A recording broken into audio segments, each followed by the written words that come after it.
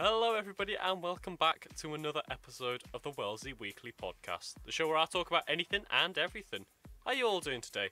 I'm doing great personally. Just got back off my holidays, which was really nice, did the whole, beach thing, spent some time with the family, and got sunburnt because, my god, it was hot. Like, it's the type of weather where you should just be having a siesta. But instead, I was walking along the beach, avoiding donkey drop-ins, yes, donkey drop-ins, in an adventure to buy a hat. But I don't want to talk about my holiday today. Oh, no. So I want to talk about something else that I thought of on the way back to my mum's. Because I was on the train the other day, and I met this old man called Ranjan from Australia. And he was a really nice old man, and he got me thinking that, old people, they're kind of like a bag of Revels, aren't they? You know, the orange bag with the stripes, with the different little chocolates in them. Now, I know what you're thinking, John, you've gone mad. And to that I say, I have for a while, you gotta keep up. But, stick with me on this Revels thing, right? So, when you open a bag of these things, I always see it like a little lucky dip of sorts, because they all look kind of similar, all covered in chocolate, they're similar sizes and whatnot, but on the inside you could get anything. Maybe you could get something you like, maybe it's a teeny weeny little disappointment, who knows? It's all chance, as long as you don't look in the bag and actually inspect them, because there's probably a way of looking at them, but that's cheating. Anyway, and all people are basically the same. Like, they all look similar because they got wrinkles and grey or white hair, and they're always trying to feed you mints for some reason. Is there a law saying once you reach a certain age you need to give mints out to a new generation to suck on? I don't know. Maybe it's an unspoken bro code thing, but for old biddies, who knows? Aging 101, the guide to walking sticks and mobility scooters. Maybe. But anyway, back to the chocolate. I think I can describe each kind of chocolate and put it with a personality of a person. So, let's just start with Maltesers, I guess. Because everybody likes Maltesers, don't they? They're a classic treat, smooth and circular in shape in a little nibble format. Or in my case, just swallowing 10 in one mouthful. And they're nice and airy on the inside. And this is like a stereotypical old granny, isn't it? Who bakes the cookies and makes you feel warm and fuzzy on the inside by lying about how handsome or pretty you look, They like bingo and feeding birds in the park. Because they always have breadcrumbs in their pockets. Like, why would you ever need that many breadcrumbs unless you're purposely going to feed the birds or ducks? Or just throw them at people you don't like? That'd be funny as well, to be fair. Anyway. Next, you've got the toffees, right? And people like them, but you gotta get used to them, They're a bit of hard work to start with, but after a little persuasion from the power of your jaw, it cooperates, which is when you realise you actually like them. Personally, I hate them. I pulled a filling out with one of them once. Or was it a fudge? Anyway, this Revel represents the old man, who's always shouting, "Get off my property, meh, meh, meh. I hate you, meh, meh, meh. Where's my prune juice, meh, meh, meh." And they're just grumpy about everything. But after a little talking to them and laughing at other people's misery together, like a little bonding session, you realise that he ain't so bad, and he's just a little hard to talk to at the start, really. Now, I have to mention the raisins because I saw a granny gang at the station a few months ago, which is perfect for this. So, raisins. They're fruit, so therefore they're fruity, a bit nutty in the head, right? So, this granny gang, as I mentioned, they must have been in their late 50s, early 60s at least. And I think they were just going on a hen party, to be honest. Because they all had the matching pink shirts and the hats that they were all giddy and laughing about. Looking like they were all getting up to mischief, to be honest with you.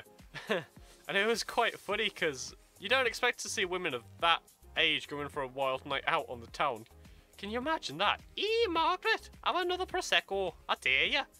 Oh, Doris, I won't be able to get in the strip club. That's okay, I packed the wheelchair just in case. And an extra bottle of bubble bath.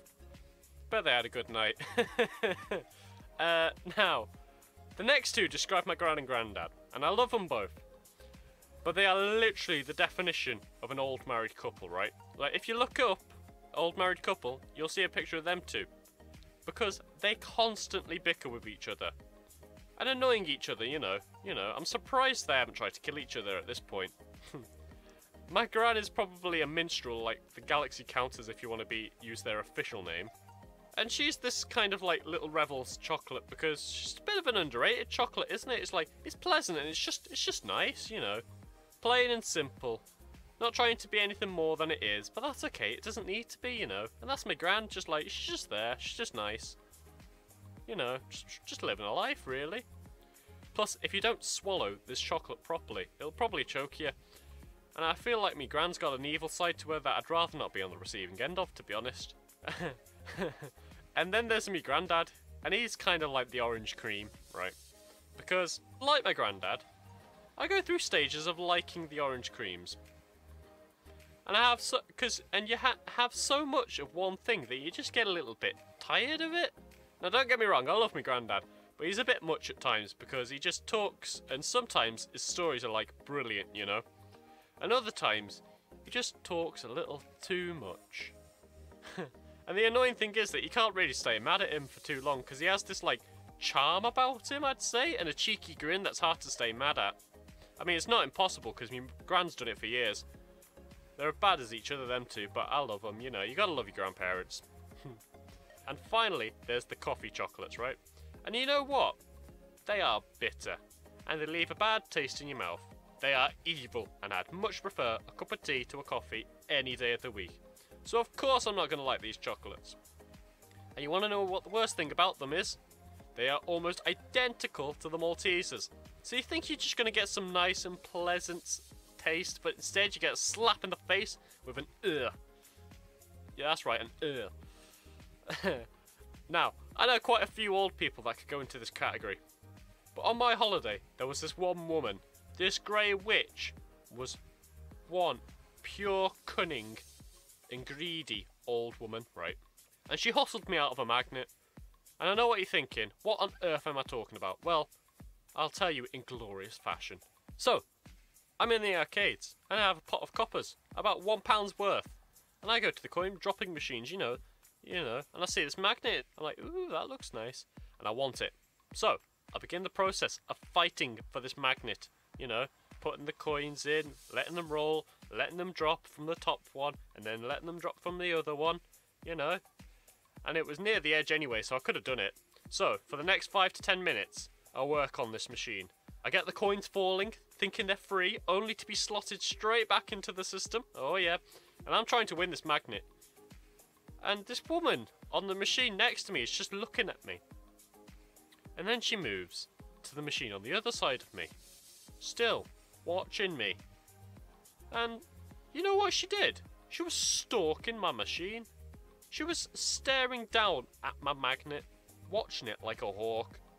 I was feeling quite intimidated at one point, but I persisted. Eventually, I was running low on coins, and the magnet was edging closer and closer and closer to the drop zone. I was looking around to see if my little sister could protect the machine from this bloodthirsty woman, but she was nowhere to be seen. She probably like grabbed on one of the grabbing machines. I eventually ran out of coins, and the magnet was literally hanging on the edge of the machine, on like the drop zone. And I had to leave the machine to get more coins. I didn't want to, but I had to. And as soon as I left, that witch pounced onto my machine. She didn't just walk onto it, she full on pounced. I hadn't even reached the conversion machine before I heard a clunk sound. And she took my magnet. She took my magnet. I hadn't even reached the machine. I paid £1 for that magnet. And she took it from me. She probably had a chest full of coin machine prizes that she's stolen from children over the years. And it's just not fair. I wanted the magnet. And now I'm magnetless. And that's how I got hustled by a granny.